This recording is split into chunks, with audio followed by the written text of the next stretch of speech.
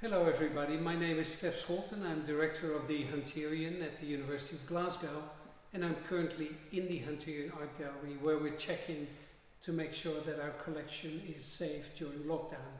And when we were checking last week, I thought it would actually be great to share this experience with as many of you as possible during lockdown, because I'm sure there's many of you who miss the gallery as much as we do.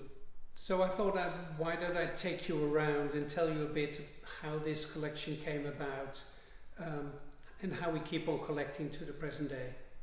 The story of the Hunterian, of course, has to start with this man, William Hunter, the founder of this collection. Upon his death in 1783, William Hunter left all of his collections and a bit of money to the university to create a first museum, the Hunterian. And who was William Hunter? He was a doctor, an anatomist, and he was the male midwife to the English Queen Charlotte, with whom he delivered 13 of her 14 children. Hunter was born in near Glasgow, and he trained here at the university for a little while, after which he went to train with the famous doctors of his time, before he moved to London, where he set up practice and made his fortune. Hunter was unmarried, he had no children, and he made quite a bit of money in his time in London, and at some point during his career he decided he might as well spend as much of that in collecting. And he collected in a massive way across all disciplines: natural history, history of science, arts, a big library. And when he died, he bequeathed this collection to the University of Glasgow. Hunter left his collection to the university, and he also left some money to build a museum. And that was remarkable because in Hunterstown there were actually very few museums in existence, and he knew exactly what he wanted. He wanted his collections to be used in the teaching of young students at the University of Glasgow. And in 1807 the university built its very first Hunterian museum, and this is the model of it. So with that money, the university had architect Stark design a first museum building, and it's this building that you see here that was opened in 1807 on the High Street near the old college of the university in downtown Glasgow.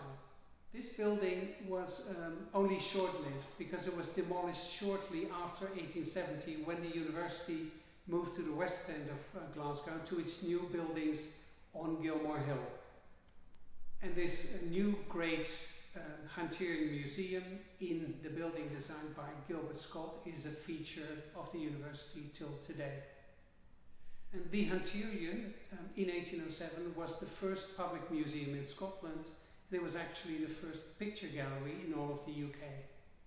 I'm talking to you in front of the painting of William Hunter made by his friend Alan Ramsay, the famous Scottish painter who also spent lots of time in London, and Hunter and himself were great friends.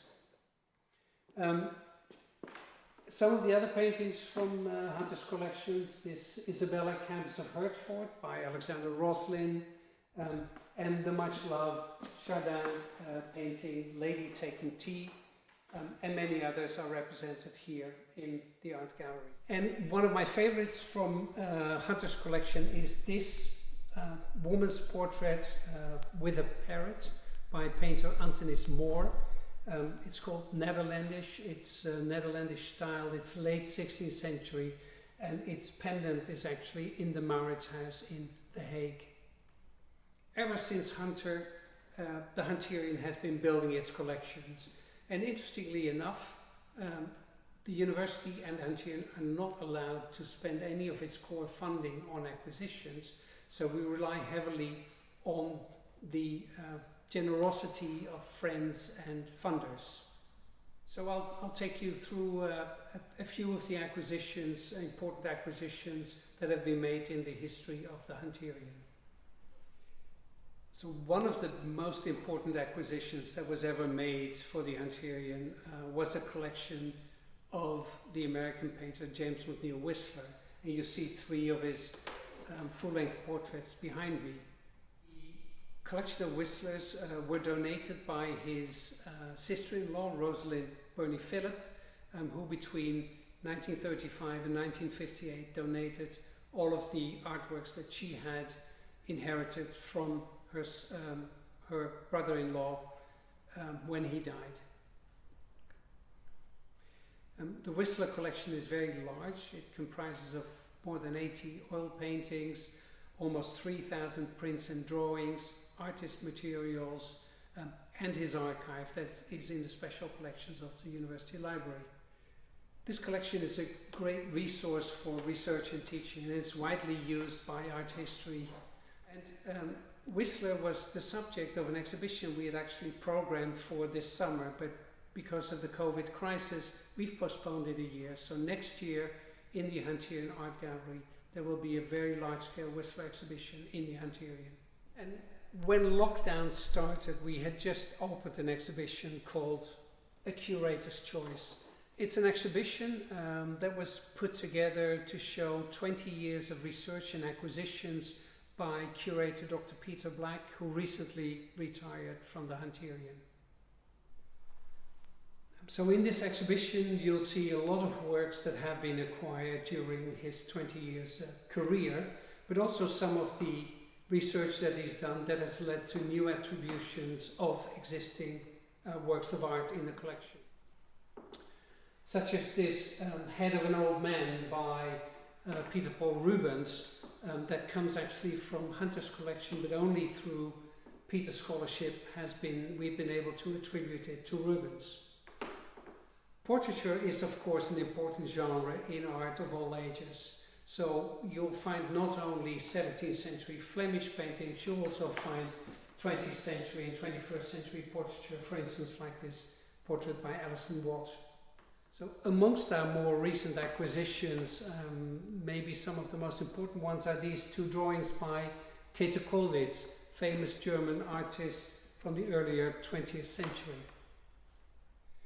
And like many of our acquisitions, these were heavily supported by the Art Fund and by the National Fund for Acquisitions, for which we are very grateful, because without them we would not be able to build our collections in this way.